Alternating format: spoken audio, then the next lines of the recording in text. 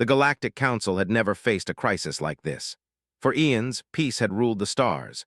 The many species, each uniquely adapted to their home worlds, had learned to coexist in harmony. There was no war, no strife, just a quiet, endless pursuit of knowledge, art, and exploration. But now, in the heart of the Council's great hall, there was only tension and fear. Ambassador Kethine Resonance, a representative from the peaceful Zephyrian people, stood before the gathered leaders, his crystalline body flashing erratic red pulses in the dim light of the hall. His voice, usually a calming melody, quivered with the weight of his message. "My people are dying. Our colonies are gone. The Vorth swarm has consumed 5 of our worlds in less than 2 months," he said, his words translating into dozens of languages across the hall. Silence followed his statement. The entire chamber seemed to freeze, and all the countless species who had gathered from every corner of the galaxy exchanged nervous glances. In the back, the nebula representative, a cloud of shifting purple gas, stirred, its voice barely audible through the sound distortion. "We understand your pain, Keth, but what can we do? Our people have never fought wars. We explore stars and study the beauty of space. We know nothing of battle." The representative from the plant-like Edrin species, tall and green with vines wrapping around their bodies like living armor, nodded in agreement. "Yes, we are gardeners, not warriors. We grow life, we don't take it." The chorus of murmurs swelled around the chamber as each species, known for their wisdom and peace, expressed their helplessness. Keth's shimmering form brightened as he clenched his jaw. His voice turned sharp and desperate, slicing through the room. "The Vorth swarm does not care about beauty. They consume everything. They are not motivated by need, but by a hunger that cannot be reasoned with. They take, they consume, and they grow stronger with every world they conquer."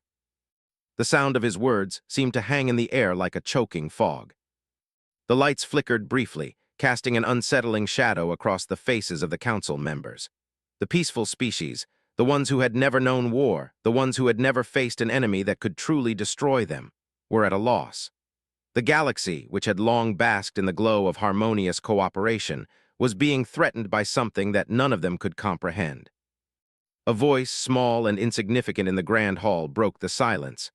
"Honored council members, I may have found something," it squeaked. Junior Clerk Zip 7, a young Xantasian from the Outer Rim, stepped forward. His transparent, jellyfish-like body floated uneasily in the center of the hall, and his voice carried a nervous tremor. The chamber's many eyes made of crystal, energy, and light, turned to him. He shuffled closer, holding a glowing data pad in his tentacles. "What have you found, Clerk Zip 7? Asked Council Leader Vexprime, a being whose metallic silver form shimmered with centuries of experience. Zip 7 stammered, nervously flicking through his records. I was updating our contact logs, and I found a species, recently discovered. They call themselves humans. They live on a planet called Earth. It is located in the outer spiral arm." There was a beat of silence before the nebula representative, clearly confused, spoke. "And why is this important? How could they help? Are they an advanced species capable of fighting?" Zip 7 looked up from his pad, his translucent body shimmering with newfound confidence. "Well, no, they have not left their own star system, but they have something, military experience." The chamber shifted uneasily. Military experience? From an undeveloped species, the idea was met with shock and confusion. Vexprime's silver branches rustled. "Military experience? What kind of military? A primitive, barbaric one?" Zip 7 hesitated, scrolling through more data. "They fight each other. They have many nations, and they engage in regular wars. And," he continued, his voice growing more hesitant, "they live on a death world. Earth is classified as a Class 12 hostile environment. We have records of scouts who tried to visit, but they faced violent weather systems and aggressive wildlife. Yet the humans survive. They thrive." The term death world sent a chill through the hall. Only a few planets were classified that way. They were considered uninhabitable, planets so hostile that no species could endure the environmental dangers. To live on such a world and still survive, let alone fight each other, it was unfathomable. "There must be someone who can help," Keth's voice trembled. "Someone with soldiers with experience. We cannot fight this alone. The Vorth swarm is consuming everything." The council, though filled with wise beings, was ill-prepared for such a threat. They had never known conflict like this, and they had never seen a species that could fight for survival in such an extreme way. "I will prepare a message," said Vex Prime. "We will ask for aid. Perhaps these humans can offer something, though I am unsure how they might respond. It will take weeks for our transmission to reach their world, and even longer for a response." As Zip-7 prepared the transmission, a low hum filled the chamber, the kind of hum that always preceded the beginning of something enormous. Unbeknownst to the Council, a storm was brewing on the other side of the galaxy. And in the midst of that storm stood humanity, those who had once survived the brutal extremes of their own world. And now they would have to face the challenge of saving the galaxy, whether they were ready for it or not. The transmission sped across the galaxy, carried on pulses of energy and light. It was a cry for help, a desperate plea sent into the void from the Galactic Council, directed toward the most unlikely species they had ever contacted. The signal would take weeks to reach Earth, but the message would come through loud and clear. Back on Earth, the routine of life went on, unaware of the impending galactic storm. In the cold and dark of the night, the communication arrays at Luna Base, the first human outpost beyond Earth's atmosphere, buzzed with energy. The array had been designed to scan deep space for signs of intelligent life, but it had never received a message like this before. At 3:47 hours Earth Standard Time, the signal came through. The array had been scanning the depths of space, waiting for the faintest sign of extraterrestrial life, and now that search had borne fruit. Admiral Jake Morrison sat in his office, sipping his morning coffee, staring out the large bay windows that offered a sweeping view of Luna Base. The hum of the station's activity was background noise, his mind focused on the endless expanse of space. It had been a long few weeks. The fleet was preparing for its next series of tests with their new jump drives, humanity's first true interstellar travel technology. But Jake wasn't expecting to be pulled away from his duties for something like this. Lieutenant Commander Lisa Park burst through the door without knocking. Her face was pale, a combination of excitement and fear etched across her features. "Sir," she said urgently, "you need to see this right now." She handed him a data tablet that glowed with translated alien text. Jake set down his coffee and took the tablet. His eyes scanned the message quickly, his brow furrowing with each passing line. His fingers gripped the edge of the device tightly as he absorbed the meaning of the message. The words were clear. An alien species, the Zephyrians, were pleading for help. Their worlds had been consumed by a relentless swarm of alien creatures known as the Vorth. Entire planets had been stripped of all life, with billions dead. The transmission spoke of their hope that someone, anyone, could fight back. Jake's face darkened as the weight of the message settled over him. This was no diplomatic outreach. This was a call for war, a plea for humanity's intervention. Lisa, standing beside him, could see the change in his demeanor. "How long ago was this sent?" Jake asked, his voice steady despite the gravity of the situation. "It had to have been weeks," Lisa replied, her voice tight with urgency. "The signal traveled a long way, estimated about 6 weeks. Jake looked out the window of his office, his mind racing as he processed the implications of what he was reading. Luna Base was humanity's first real foothold in space, and the fleet's construction was still in its early stages. The ships were built for exploration, for defense, but nothing had prepared them for something like this. His eyes narrowed as a thought crossed his mind. "Get me Captain Ron Baker and Colonel Amy Ross, now, and wake up Fleet Admiral Kate Sullivan on Mars. Tell her we have a situation." A few hours later, in the heart of Luna Base, the senior staff of the Human Defense Fleet gathered. The walls of the briefing room were lined with holographic displays, showing star charts, tactical data, and projections of the alien signal's origin. The mood was grim, each officer present well aware that the fate of an entire galactic civilization could soon rest in their hands. Jake stood at the front of the room, a map of the affected worlds floating before him. The transmission's message was clear. The Vorth swarm, a biological scourge, was unstoppable by the peaceful species of the galaxy. Entire civilizations had fallen in mere weeks. The Zephyrians, a peaceful race of crystalline beings, had already lost 5 colonies. "Admiral Morrison," Fleet Admiral Kate Sullivan said, her voice cutting through the tension. She was a veteran of countless conflicts, having seen the worst humanity had to offer. At 60 years old, she had more experience than most in the room, but even she had never faced a threat like this.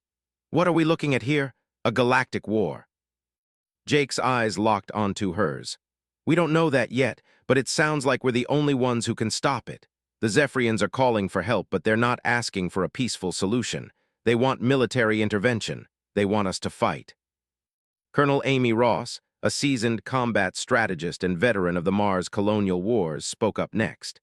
They're talking about a swarm of biological ships that consume entire planets. We know nothing about them, but this isn't just a few scattered colonies we're talking about. This is a full-scale invasion. Captain Ron Baker, a grizzled officer with a reputation for making tough decisions in the heat of battle, leaned forward. If these Vorth are as bad as this message suggests, we'll need everything we've got. The fleet's still in the early stages of construction, and we don't have nearly enough personnel to launch an offensive of this scale. Can we stop them with what we have? Jake asked, looking around the room, his gaze sharp. The silence that followed was thick with the weight of the question. Ron spoke first. We might not have the numbers, but we have the tech. The new jump drives could shave weeks off travel time, but without the proper weaponry or enough boots on the ground, this could be a suicide mission. Kate's voice was firm. We can't afford to wait. If this swarm reaches the core worlds, there won't be anyone left to defend anything. Then we'll make do with what we have, Jake said, his voice resolute. Get the fleet ready. I want every warship prepared for deployment in 72 hours. We'll launch a full reconnaissance mission to make contact with the Zephyrians and assess the threat ourselves.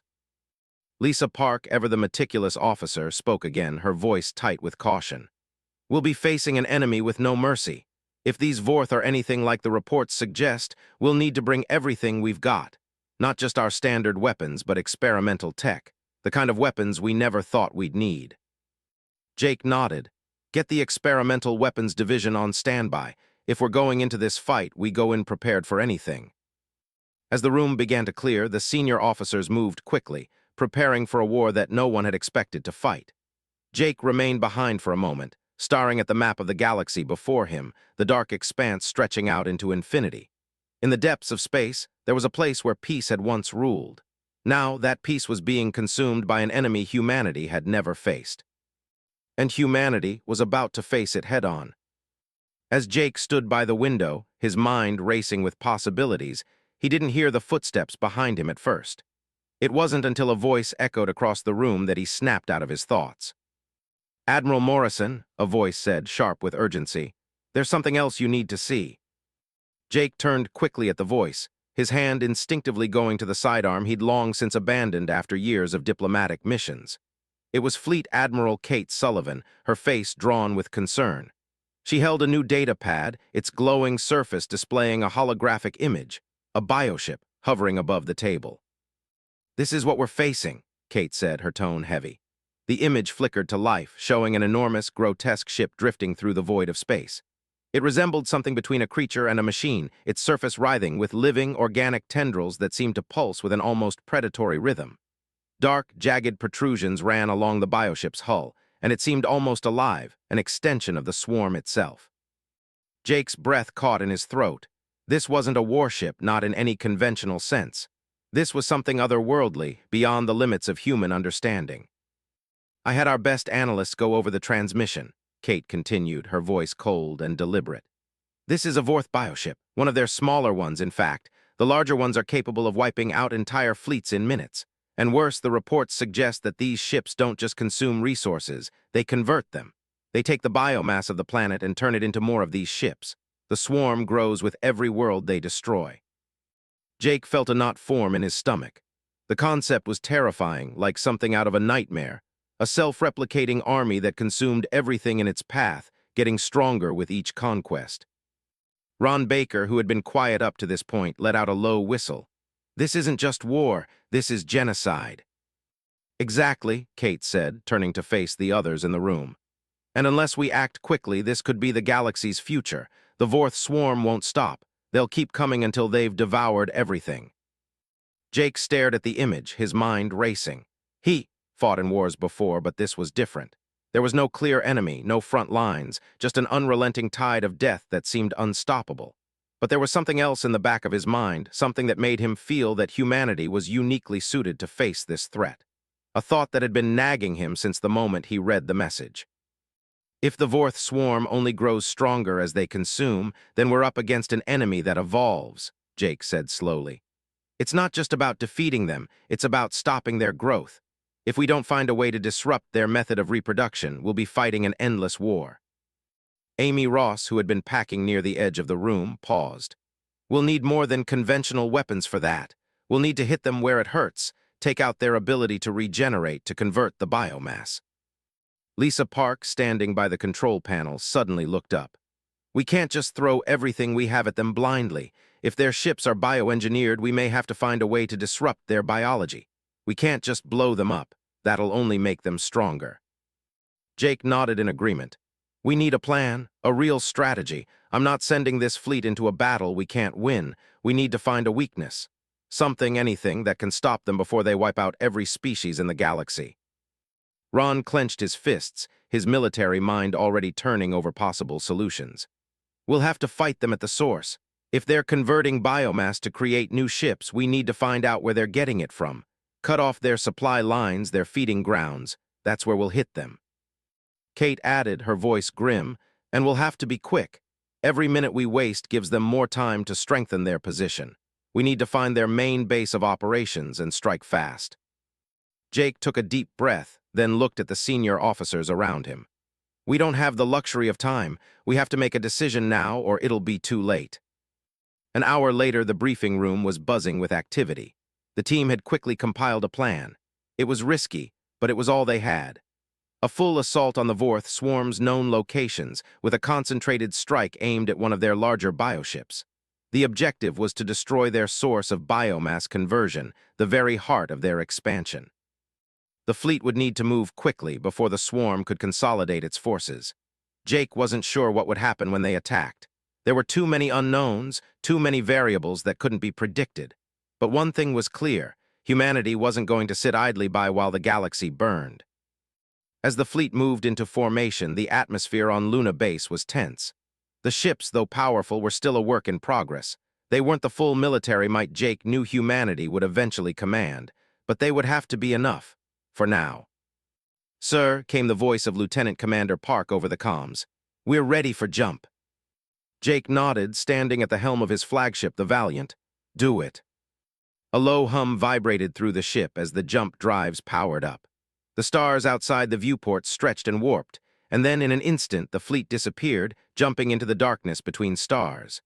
Their destination, the Zephyrian homeworld, the last line of defense before the Vorth swarm reached the core worlds. Jake gripped the edge of his console as the ship plunged into hyperspace.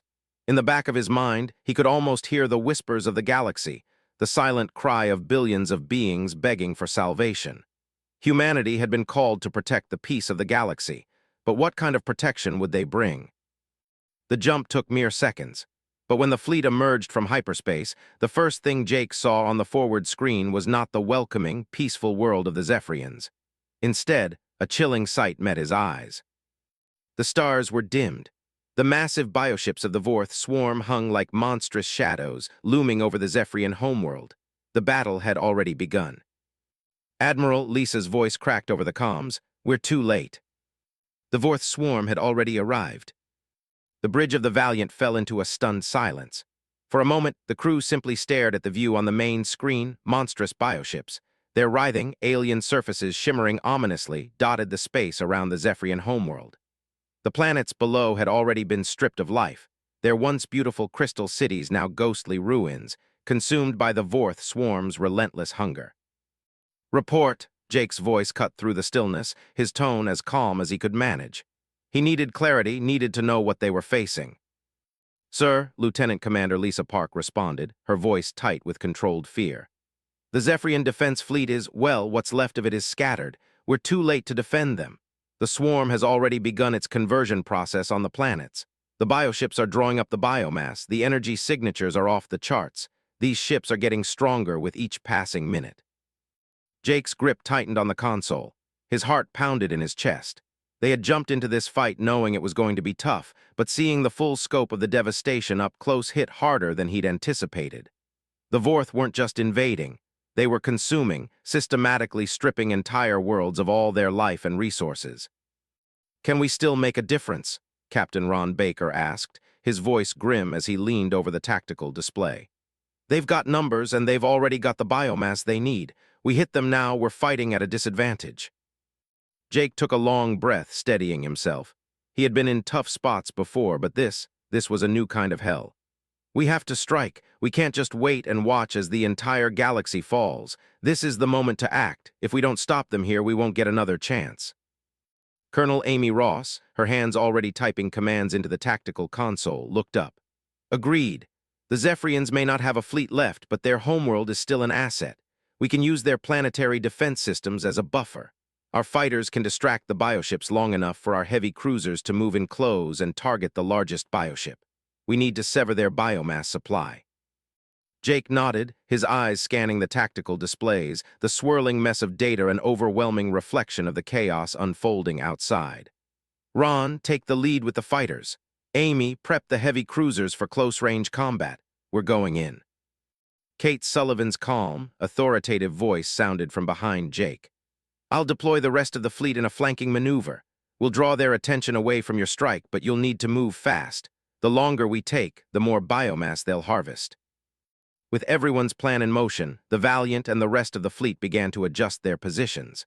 The starry void outside seemed to close in as the immense Vorth bioships loomed even closer, their grotesque forms nearly blocking out the stars. The Valiant wasn't just a warship. It was humanity's first true leap into the stars, and now it would have to prove itself. Fleet, this is Admiral Morrison. We are going in hot. Remember, we're not just fighting for the Zephyrians, we're fighting for every civilization in the galaxy. Stay sharp, stay alive. The comms buzzed as the rest of the fleet acknowledged the order. Jake's heart pounded in his chest as he watched the Valiant slowly move into position, its hull vibrating with the power of its engines. The swarming Vorth ships began to shift in response to the fleet's approach, but Jake had no intention of waiting for them to make the first move. He wasn't here to sit back and be reactive. This was humanity's moment to show what they were capable of. The first strike. Outside, the fleet surged forward, breaking through the void with the soundless speed of warships. Captain Ron Baker's squadron of fighters, sleek and deadly, broke off from the formation, roaring toward the Vorth bioships like a pack of wolves. Target their smaller ships first, Ron barked into the comms. They won't know what hit them. The human fighters were an unexpected threat for the Vorth swarm. Their maneuvers were erratic, unpredictable, far more agile than the slow-moving bioships. The swarm fighters, once swift and deadly in their own right, found themselves outclassed by the human pilots, who had been trained for combat in Earth's atmosphere, a brutal, unforgiving environment that sharpened their instincts. Missiles lit up the dark sky as they streaked toward their targets, the Vorth ships exploding in blinding flashes of light. For a moment, it seemed like victory might be possible. The swarm, so used to overwhelming their enemies with numbers and biological terror, was momentarily disoriented by humanity's precise and unpredictable tactics.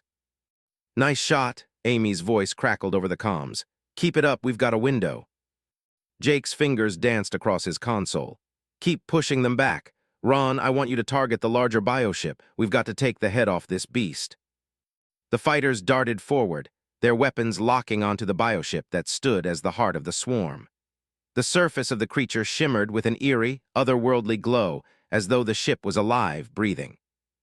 Jake could feel the intensity of the moment in his chest as his own ship, along with the heavy cruisers, fired their first volleys.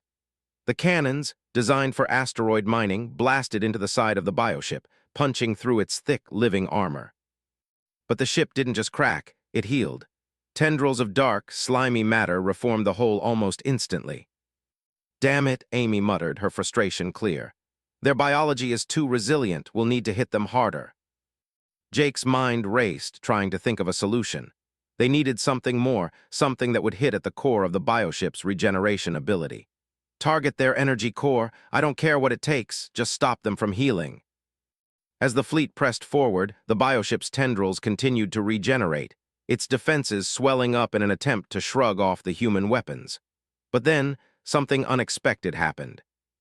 A loud alarm blared across the Valiant's bridge. Jake's heart skipped a beat.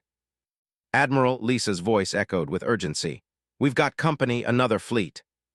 Before she could finish, the comms were filled with static, and then a new signal broke through. A fleet of ships, massive and sleek, appeared out of nowhere, emerging from a nearby nebula. The ships were unlike anything humanity had ever seen. Their weapons were activated, and they were not firing on the Vorth. They were firing on humanity. "Who the hell are they?" Ron's voice hissed through the comms. "We need to get out of here," Jake said, his pulse racing. "We've got a bigger problem." The new fleet had just declared war on humanity. Jake's mind spun as the enemy ships filled the tactical display. Their sleek, angular forms glided smoothly through space, and their weapons flared to life in rapid succession, targeting human ships without hesitation. The unmistakable hum of energy weapons echoed through the ship, and the Valiant's shields shimmered with the impact. "Status report," Jake barked, his voice cutting through the rising chaos. "Shields holding for now," Lisa Park responded quickly, her fingers moving with rapid precision over the console. "But they're concentrating fire on our flanks. They're organized, Admiral. This isn't a random attack." "Ron, are you seeing this?" Jake's voice was taut with urgency. "We're dealing with another military force. Who the hell are they?" On the comms, Ron's voice crackled back through the noise. "They're not responding to our hails, no identification. They're just hunting us like we're prey." There was a brief pause, and "they're good, too good." Jake watched as the fleet of enemy ships tightened their formation, systematically flanking the human fleet. They moved with eerie precision, not like an alien force trying to invade, but like a predator circling its wounded prey.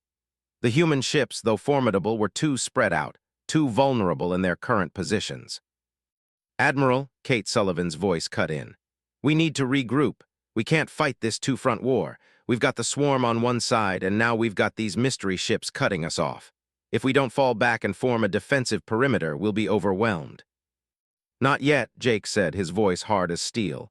"I'll be damned if we run from this. We didn't come this far just to give up." As the Valiant shifted its position, Jake's mind raced. He needed a plan, and fast. The Vorth swarm, while terrifying, had predictable behaviors. But these new ships, they were unknown, and worse, they were organized and relentless. Amy Ross appeared beside him, her face hard with determination. "They're testing us, seeing how we react. If we don't respond with everything we've got, they'll think we're weak." Jake nodded, gritting his teeth. "We need to force them into a retreat, show them we're not as easy to take down as the swarm. We're human, we fight to win, not just to survive." He turned to Lisa. "Get our fighters into the sky. I want a full-scale engagement. Keep them occupied. Let's see if we can bait them into a mistake." Lisa's fingers flew over the controls. "Aye, sir. Fighters are launching now." As the Valiant's fighters dispersed, weaving in and out of formation, the human fleet braced for the inevitable strike. The enemy ships were closing in, their energy weapons charging once again. "Admiral," Ron's voice came through, the urgency palpable. "We've got incoming. Looks like they're focusing on our cruisers. If we don't get to them, they'll be picked apart in seconds." Jake gritted his teeth. "Not today. All ships break formation. We're going in." The battle for survival. The Valiant surged forward, its cannons firing on all cylinders. The massive enemy ships darted and weaved, their movements fluid and instinctual, almost as if they were alive. They didn't hesitate, firing at anything that moved.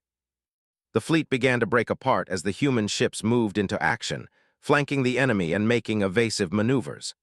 The fighters darted between the lines, dodging incoming fire while targeting weak points in the enemy ships' hulls. "Direct hit," Amy shouted, her voice echoing through the bridge. "We've damaged one of their forward ships." Jake's heart raced as the screens flashed with data. The human fighters had scored a rare hit, the enemy ship stumbling under the force of their fire. But before they could capitalize on the advantage, the enemy responded with ferocity. A sudden barrage of energy pulses rippled across the Valiant's shields, sending tremors through the ship. "Shields down to 40%, Lisa reported, her face drawn with concern. "We can't keep taking hits like this," Ron's voice came through. "They're too fast, too coordinated. They know exactly what they're doing." The enemy ships began to circle, drawing closer, their weapons crackling with energy. They weren't trying to destroy the fleet in a single strike. No, they were playing with them, testing them, like a predator toying with its prey. Suddenly, a new signal cut through the chaos, a burst of static followed by a voice that sounded oddly familiar. "This is Fleet Admiral Kate Sullivan of the United Earth Defense Fleet. You will stand down immediately." The voice was cold, authoritative, but there was a sharp edge of something unspoken.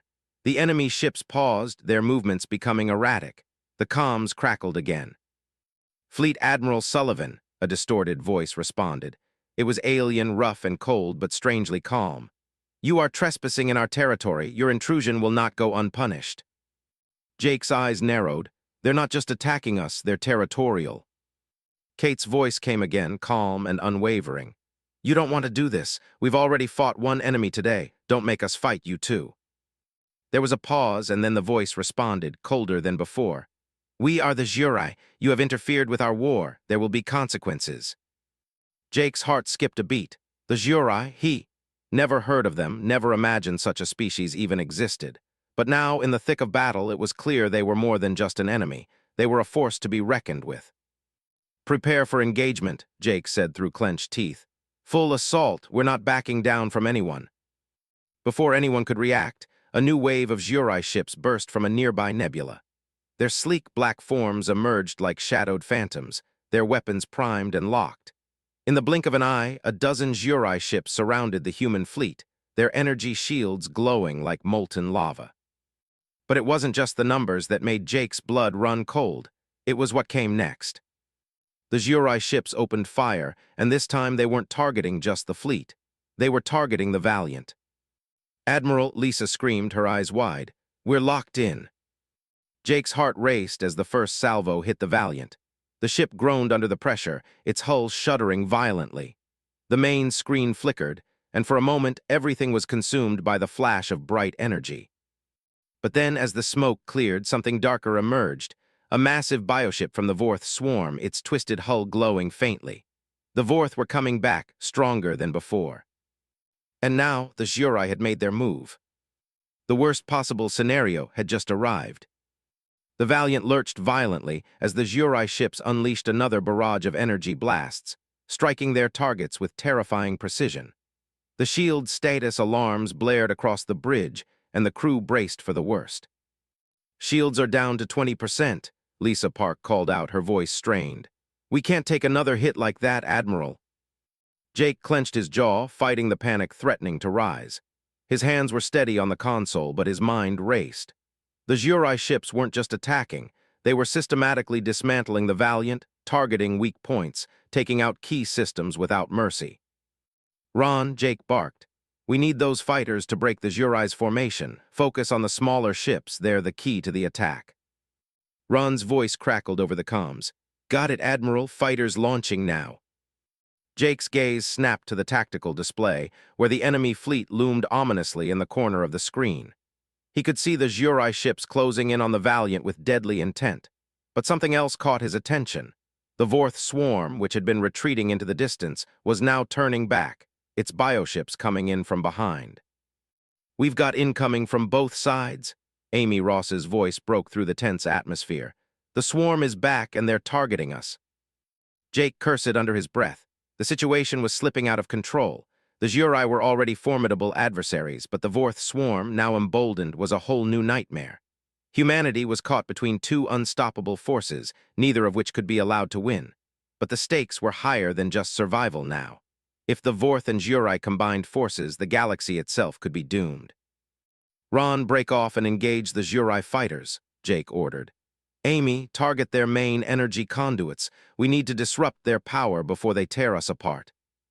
Copy that, Amy responded, her fingers already moving rapidly over the controls.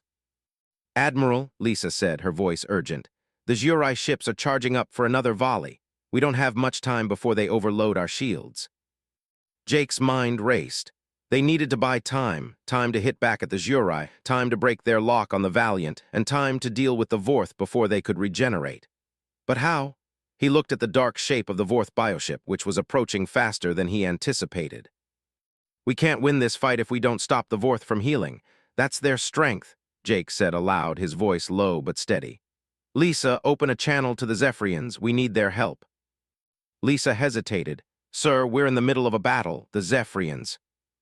Now, Lisa, we need every ally we can get. Lisa nodded, her fingers tapping in rapid succession. A few moments later, a holographic image of Ambassador Kethane Resonance flickered to life on the bridge. We are under siege, Admiral Morrison, Keth's voice crackled with desperation. Our colonies are gone and our people. I know, Ambassador, Jake interrupted, cutting through the emotional weight in the Zephyrian's tone. Listen, we need your help. You're the ones who know how to deal with the Vorth. They regenerate faster than we can destroy them. You must have something, anything, on how to slow them down. Keth's crystal-like form pulsed with a faint blue light, dimming as if the weight of the question burdened him. There is one weapon, but it has not been tested in centuries. A technique that was used in ancient times to disrupt the Vorth's regenerative processes. But we would need to gather energy from multiple sources. It could take time. Jake turned to his crew, making a split-second decision. Time's a luxury we don't have. Do whatever it takes. We need that weapon now. Keth hesitated, then nodded. We will prepare the device. It will require the combined energy of your fleet and ours, but there is a danger. The weapon may not discriminate. If it works, it will stop the Vorth completely. But it could also harm everything in the vicinity. Jake's gut twisted, but he didn't flinch. We don't have a choice, Ambassador, do it. Keth's form shimmered. Very well, we will synchronize our efforts. A desperate gamble. Jake's stomach knotted as the fleet adjusted its position. The Zhuri had retreated for the moment, no doubt strategizing their next move. But the Vorth swarm, their bioships brimming with regenerative power, was still advancing. Admiral, Amy said, her voice sharp with focused determination, we're not going to survive this without that weapon. We'll buy you time, but you'll need to move quickly. Jake nodded, make it happen. The crew's focus sharpened, and the Valiant's heavy cruisers lined up behind, preparing for a last-ditch effort to keep the Vorth at bay. Fighters shot through the void, engaging the Zhuri ships with laser-like precision. The enemy responded, their ships swarming with unnatural speed. The Valiant darted toward the heart of the Vorth bioship, its energy shields flickering and sparking with each strike. But as the ship neared the Vorth's central core, something unexpected happened. The bioship, which had been healing itself with terrifying speed, suddenly faltered. The tendrils and mass of the ship quivered as if in pain. Jake's eyes widened. It's working. Lisa's voice echoed across the bridge, equally stunned. It's the Zephyrians. They're syncing with our energy. The weapon, they're destabilizing the swarm's regeneration. For a moment, everything seemed to fall into place. The Valiant's energy cores surged, drawing power from the fleet and the Zephyrians. The Vorth bioship's regeneration was slowly grinding to a halt, its healing tendrils stiffening as the damage they'd inflicted began to take hold. But just as hope began to rise, the Valiant's comms crackled with an urgent message. Admiral, we have a bigger problem. Jake's heart skipped. He turned sharply toward the source of the voice. What now? We're picking up a massive energy signature, Lisa said. It's coming from the Zhuri fleet. Before anyone could react, a blinding flash of light erupted from the heart of the Zhuri armada. A massive pulse of energy, far more powerful than anything they'd encountered before, exploded outward. Shields, Amy began, but the words caught in her throat. Brace for impact, Jake shouted, slamming his fist on the console. The shockwave hit before they could react, throwing the Valiant violently off course. The ship groaned under the strain, alarms blaring as the crew scrambled to hold on. Jake fought to maintain his footing as the Valiant shuddered again, throwing sparks and sending the crew into a frenzy. Sir, it's a direct hit. Lisa's voice cracked as the comms cut out, the lights flickering in the control room. And then, as the last of the ship's systems began to fail, Jake's gaze turned to the tactical screen. Through the haze of static and failing power, he saw it, a colossal energy pulse aimed directly at the Valiant. They were no longer facing just the Vorth. The Zhuri had unleashed their ultimate weapon. The final battle for the galaxy had begun. The Valiant shuddered once more, the entire bridge rattling under the force of the Zhuri's energy pulse. Sparks shot from several consoles, and the lights flickered violently, casting the crew in erratic shadows. The ship groaned as if it were a living being torn apart, but Jake couldn't afford to panic. He slammed his fist on the emergency button. Report, he barked, his voice raw with urgency. Lisa's hands were flying over her console, her face tight with concentration. Shields are down to 5%. We've lost communications with several sections of the ship. Life support is holding for now, but we need to act fast. Get us back on course, Jake ordered. We can't let them get the advantage. We're not done yet. The ship lurched again, throwing everyone off balance. Amy Ross, clutching onto a railing, gritted her teeth. We're not going anywhere unless we get those Zhurai off our backs. They've locked onto our engines. If we don't shake them soon, we'll be sitting ducks. Jake's eyes darted to the tactical screen, where the Zhurai ships were tightening their formation, their energy weapons powering up again. He could feel the pressure mounting. The Valiant's hull was barely holding together, and the other ships in the fleet were under heavy attack. The Vorth swarm was still advancing, but the Zhurai had proved to be just as dangerous, and now they had a new weapon aimed straight at them. "Admiral," Amy said, her voice steady but tight, "we can't keep dodging these attacks forever. We need to hit them back, and we need to do it now." "I know," Jake said, his voice low and determined. He looked to Lisa.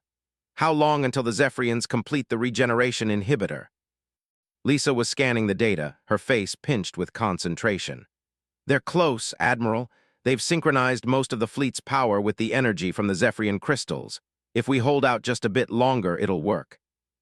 Jake nodded. "We don't have the luxury of waiting. We need to force the Zhurai into a retreat, and we need to do it now." He turned to the crew. "Amy, launch everything we've got. Fighters, cruisers, whatever it takes. We'll distract the Zhurai long enough for the Zephyrians to complete the weapon." Amy's hands flew over the control panel, issuing commands to the fleet. "Aye, sir. Fighters are launching now, deploying all available energy reserves for full offensive power. We're going in hot." The fight for survival. Outside the Valiant, chaos unfolded. The remaining human fighters tore through the void, weaving in and out of enemy fire with the same reckless abandon that had become humanity's hallmark. The Zhurai ships, sleek and deadly, continued to launch their attacks, their weapons cutting through the fighters with terrifying precision. But humanity was not backing down. The Valiant's cruisers moved into formation, their massive guns lighting up the sky, targeting the Zhurai fleet's vulnerable points. Energy pulses from the Zhurai ships blasted across the Valiant's hull, but the human vessels held their ground, fighting with a ferocity that even the Zhurai had not expected. "Admiral, we've got a direct hit to the port side," Lisa shouted. "Shields are down, hull integrity is at 40%. Jake clenched his jaw. "We can't stop now, we're almost there." The Zephyrians, as promised, had completed their work on the regeneration inhibitor. The final energy surge from the combined fleets was being channeled through the Valiant, and Jake could see the massive bioship from the Vorth swarm falter.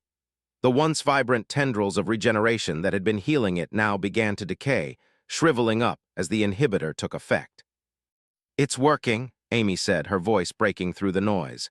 "The swarm's regenerative abilities are failing. We're getting through." But just as victory seemed within reach, another enemy tactic took shape. "Admiral, look," Ron Baker's voice came in, filled with alarm.